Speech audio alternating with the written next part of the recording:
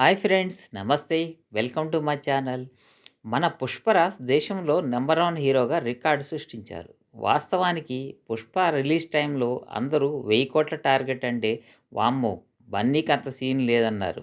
కానీ ఈరోజు చూస్తే 'బాహుబలి' 1800,00,00,000 రికార్డ్ దాటి 2000,00,00,000 వైపు పరుగులు తీస్తుంది 'పుష్పరాజ్'. ఇక మిగిలింది 'అమీర్ ఖాన్' 'దంగల్' మాత్రమే. దాన్ని కూడా బద్దలు కొట్టడం ఖాయం. 'దంగల్'ను అమీర్ ఖాన్ చైనాలో రిలీజ్ చేయడం వల్ల లక్ కలిసి వచ్చి టాప్‌లో కూర్చున్నాడు. లేదంటే థర్డ్ ప్లేస్‌లో ఉండేవాడు. ఇక ఇప్పుడు 'పుష్పరాజ్' ప్లాన్స్ కూడా చైనా వైపు అడుగులు వేస్తున్నాయి. ఎందుకంటే ఇప్పుడు 'మహారాజ్' సినిమా అక్కడ ప్రస్తుతం ఇరగదీస్తోంది.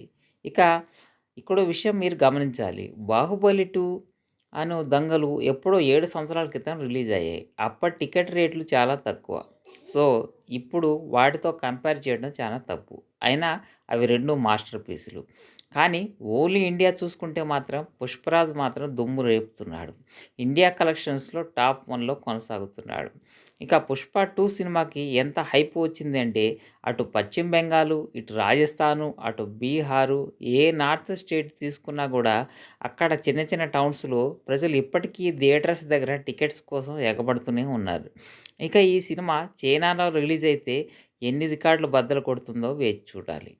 మరో విషయం ఏమిటంటే 'పుష్పరాజ్' కొన్ని ఎక్స్‌ట్రా సీన్స్ వేసుకొని మళ్ళీ మన సంక్రాంతికి వచ్చి 'గేమ్ చేంజర్‌ను', 'డాకు మహారాజును', 'సంక్రాంతికి వస్తున్నాం' వంటి కొత్త సినిమాలను కూడా దెబ్బ కొట్టాలని చూస్తున్నాడు. మరో సాడ్ న్యూస్ ఏమిటంటే ఈ రికార్డులను ఎంజాయ్ చేసే మూడ్‌లో మన బన్నీ లేడు. ఎందుకంటే ఇప్పుడు ఆయన కోర్టుల చుట్టూ, పోలీసుల చుట్టూ, పోలీస్ స్టేషన్ చుట్టూ తిరుగుతూనే ఉన్నాడు. ఇక దీనిపై మీరేమంటారో కామెంట్ చేయండి. ఇక ఈ వీడియో నచ్చితే లైక్ చేయండి, షేర్ చేయండి. మరిన్ని వీడియోస్ కోసం మా ఛానల్‌ను సబ్స్క్రైబ్ చేయండి. ఫైనల్‌గా అందరూ బావుండాలి. అందులో నేనుండాలి. Thank you.